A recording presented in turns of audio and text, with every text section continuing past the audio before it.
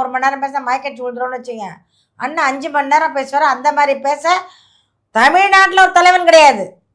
தமிழ்நாட்டில் சீமானை தவிர்த்து வேற ஆள் கிடையாது. 5 மணி நேரம் வந்து தண்ணி குடிக்காம பேசுவார். தண்ணி குடிக்க மாட்டார்.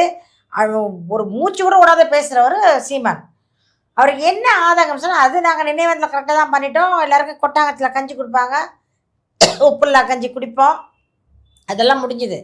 கூட்டத்தை பார்த்தீங்களா இல்லையா? அவ்வளோ கூட்டம். அப்போ இந்த கூட்டத்தினோட ஓட்டு எங்கே போச்சு?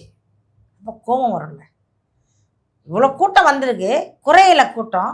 நம்ம தொண்டர்கள்லாம் வந்திருக்காங்க, நாம் தமிழர் கட்சி அத்தனை பேர் வந்திருக்காங்க. அப்ப இவர்கள் யார அவருக்கு தான் ஓட்டு போட்டு போனாங்களா? அப்போ இது சீமான் போட்ட வாக்குகள் எங்க போச்சு? இனப்படுகொலைக்காக தான் கூடியிருக்காங்க. சீமான் அவர்களுக்கான கூட்டம் இல்ல தானே அர்த்தம்? சீமானுக்காக தான். சீமானுக்காக அவனோட பேச்ச கேட்காம நாங்க போயிருக்கோம். நீங்களே அந்த ஓட்டு எங்க போச்சுன்னு கேக்குறீங்க.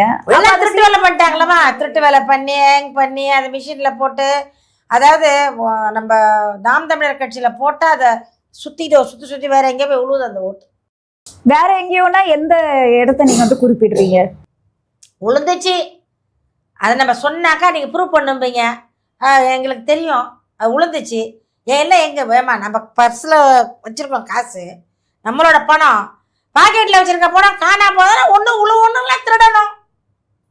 தானா உழுவணும், இல்லை திருடணும். ஏதோ நடந்துருச்சு, அது பரவாயில்ல. அது பரவாயில்ல. அடுத்த எலெக்ஷன் இருக்கு, அது நாங்கள் பார்த்துக்குவோம்.